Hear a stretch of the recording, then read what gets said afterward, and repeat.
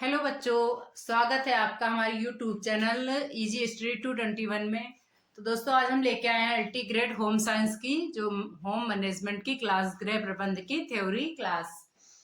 तो सबसे पहले हम समझते हैं कि गृह प्रबंध होता क्या है और इसका क्या अर्थ है। तो गृह प्रबंध जो है वो है एक संयुक्त शब्द है जो कि गृह तथा प्रबंध दो शब्दों से मिलकर बना है। कौन कौन से शब्दों से? गृह तथा प्रबंध दो शब्दों से मिलकर बना है। गृह होम एक भावात्मक शब्द है। भावात्मक मतलब जिसमें हमारी भावनाएं छिपी हुई होती है, वो भावनात्मक होता है।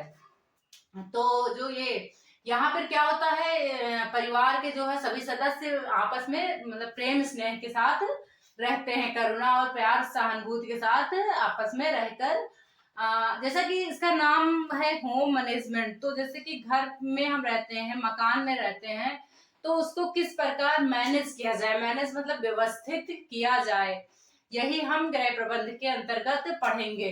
हर एक मतलब हर एक क्षेत्र में जैसे कि है शिक्षा, मनोरंजन और बीमारी, उसमें भी मतलब बीमारी भी आती मनुष्य की, मतलब जो मौलिक आवश्यकताएं हैं वो भी। तो ये सारी चीजें हम गृह प्रबंध में पढ़ते हैं, होम मैनेजमेंट में ये सारी चीजें पढ़ते हैं। मतलब जो मतलब उस मकान में जो रहता है उसकी समस्त आवश्यकताओं की पूर्ति करते हैं, लक्ष्यों को निर्धारित कर जीवन की गुणवत्ता में वृद्धि करते हैं। सभी लक्ष्यों पर ध्यान दिया जाता है, मतलब हर एक चीज पे ध्यान देना, हर एक चीज को मैनेज करना ही गृह प्रबंध कहलाता है। गृह प्रबंध जो है एक व्यापक शब्द है। प्रबंध जो है एक व्यापक शब्द है इसका उपयोग घर, व्यवसाय एवं औद्योगिक जगत में कई अर्थों में किया जाता है। जैसे कि प्रबंध एक मानसिक प्रक्रिया है। मानसिक प्रक्रिया क्यों कहेंगे? क्योंकि मन के द्वारा जब हम सोचेंगे तभी कोई कार्य कर पाएंगे और उसको व्यवस्थित कर पाएंगे। इसका अभिप्राय विचार पूर्वक की गई व्यवस्था से है। जब हम विचार करेंगे, मतलब किसी चीज में जब कार्य करेंगे, मन को अपने मतलब मन से समझेंगे और उस पर कार्य करेंगे, तो ये उसका मतलब प्रबंध हम कर पाएंगे। तो ये हो गया प्रबंध, मतलब घर में रह के व्यवस्था को देखना ही गृह प्रबंध कहलाता है। अब आती है बात गृह प्रबंध की परिभाषा। तो बच्चों, परिभाषा जो होती है वो पूछी नहीं जाती है एग्जाम में, लेकिन फिर भी जो है एक परिभाषा में समझने के लिए बता दे रही हूँ। परिभाषा में जो है ग्रास एवं कैंडल के अनुसार है। ग्रास एवं कैंडल के अनुसार इनके अनुसार है जो है परिभाषा कि गृह व्यवस्था जो है व्यवस्था एक मानसिक प्रक्रिया है। कौन सी प्रक्रिया है? मानसिक प्रक्रिया है। अगर आप लोग लिखना चाहें तो लिख लें, गृह व्यवस्था एक मानसिक प्रक्रिया है जिसमें पारिवारिक साधनों का उपयोग करके आयोजन, नियंत्रण एवं मूल्यांकन के द्वारा पारिवारिक लक्ष्यों की प्राप्त की जाती है।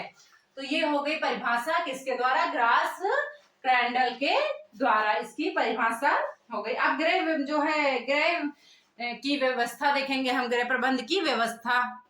तो ये गृह व्यवस्था की जो है मतलब गृह व्यवस्था जिसमें के द्वारा पारिवारिक साधनों का उपयोग करके, ये सारे पारिवारिक साधन है जो मतलब हमारे पास होंगे जिससे कि हम गृह व्यवस्था को सुचारू रूप से बनाएं। तो सबसे पहले हो गया आयोजन। ये सारी चीजें हम पढ़ाएंगे आगे आपको, अभी ये आप नोट कर लीजिए। उसके बाद में हो गया धन। धन किस प्रकार मतलब महत्व रखता है? समय, शक्ति, भौतिक आवश्यकताएं जो होती है मतलब वस्तुएं होती हैं, पारिवारिक लक्ष्यों की पूर्ति हो गया, अभिरुचि, योग्यता, कौशल, ज्ञान, मूल्यांकन, नियंत्रण और जो है क्या नाम है मूल्यांकन, नियंत्रण। ये सारी चीजें आपकी क्या हो गई? गृह व्यवस्था के अंतर्गत आती हैं। तो आयोजन में क्या होता है? जैसे कि किसी भी चीज का हम आयोजन करें, मतलब उसके बारे में बनाए हुए प्लान की कैसे ये हमें आयोजित करना है, कैसे इसको हमें बनाना है। फिर हो गया धन। इस पे धन कितना खर्चा होगा, कहाँ से आएगा, कितना खर्चा होगा, कितनी बचत होगी, ये सब पढ़ाया जाएगा इसी गृह प्रबंध के अंतर्गत। समय, समय जो कि मोस्ट इम्पोर्टेंट है, बिना समय के तो हम कुछ भी नहीं कर सकते हैं।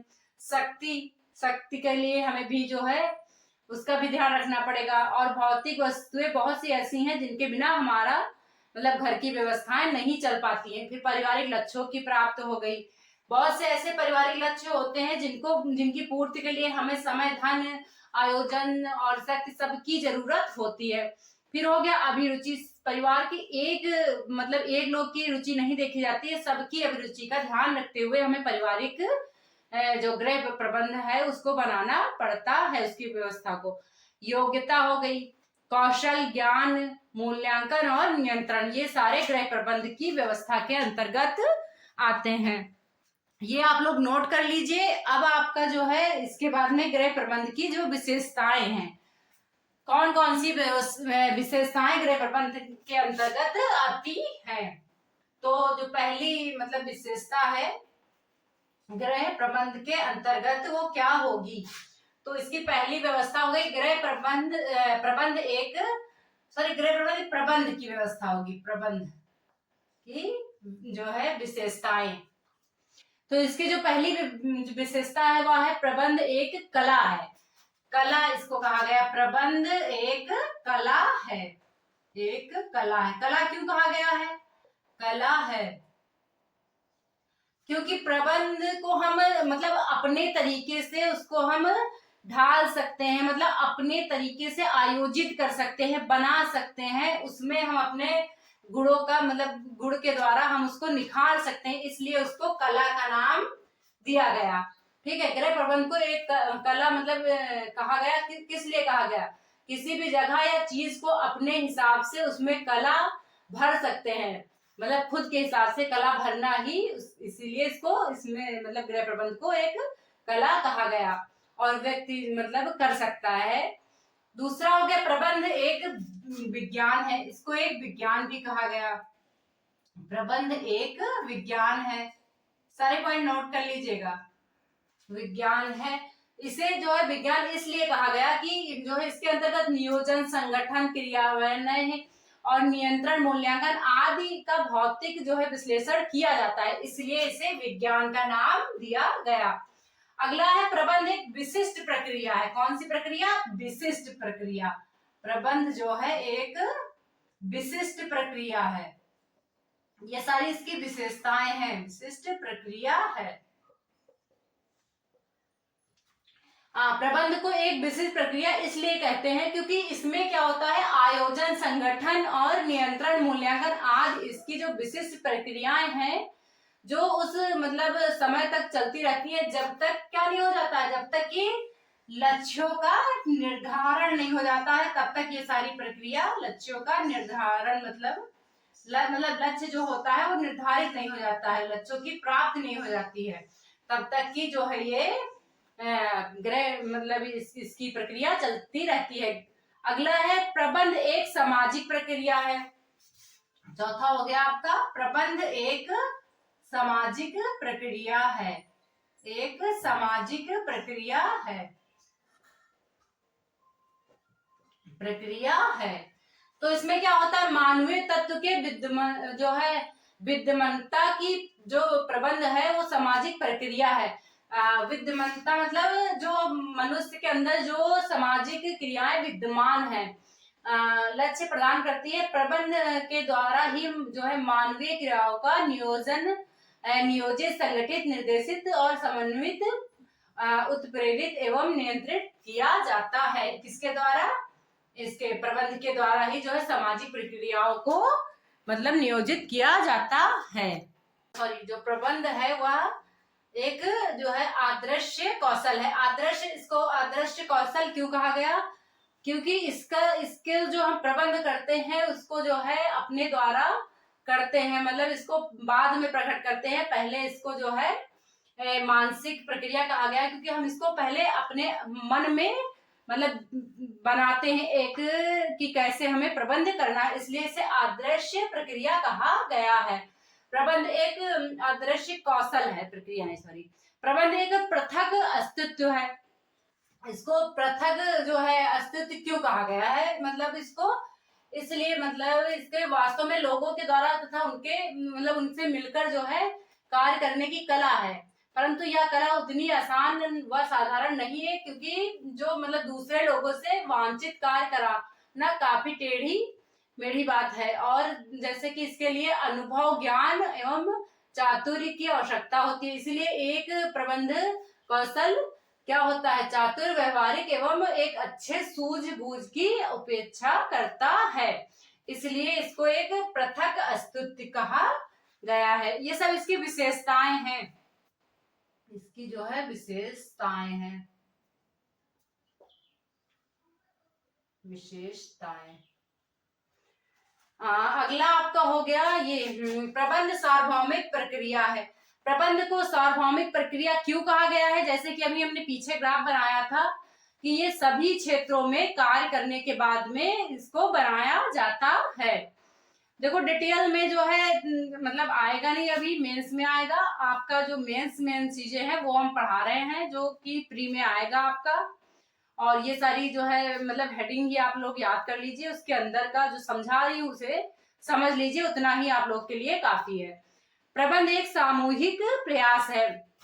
इसको सामूहिक मतलब प्रयास क्यों कहा गया है, क्योंकि इसमें जो है टीम भावना की जो स्थापना है वो प्रबंधकीय सफलता की कुंजी है। जैसे कि हम प्रबंध करते हैं, जैसे स्कूल में हमने कोई किसी चीज का प्रबंध किया तो वहां पे हम अकेले तो कर नहीं पाते, सभी लोग जब मिलके करते हैं, इसलिए इसको सामूहिक प्रयास कहा गया। प्रबंध की आवश्यकता सभी स्तरों पर होती है, ये बात बिल्कुल सत्य है। स्कूल हो, घर हो, ऑफिस हो, सभी जगह जो है प्रबंध किया जाता है। किसी भी कार्य को करने से पहले हम उसका प्रबंध करते हैं। जैसे कि आज मैं यहाँ पढ़ा रही हूँ तो हमने इसके लिए भी प्रबंध किया होगा।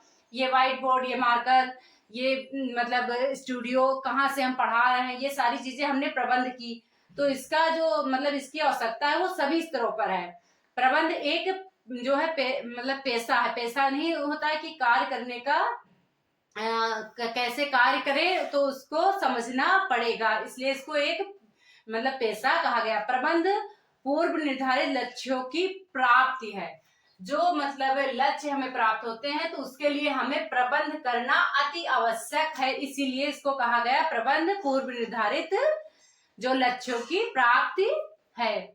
तो ये हो गई जो है गृह प्रबंध की क्लास। इसमें अब हम आगे इसका महत्व पढ़ेंगे, जो कि पढ़ेंगे कल। तो बच्चों आपकी जो गृह प्रबंध की क्लास है वो फ्राइडे और सैटरडे होगी, फ्राइडे सैटरडे शाम 6 बजे। और बाकी जो बाकी 2-2 दिन करके हम मैनेज कर रहे हैं कैसे पढ़ाना है, कैसे मतलब सारी उसका आ जाए निचोड़, एक ही हफ्ते में सारी चीजें हम पढ़ाएं आप लोग को 2-2 दिन करके। बाकी क्लास अच्छी लगी हो तो लाइक शेयर सब्सक्राइब करिए। थैंक यू, आज के लिए इतना ही।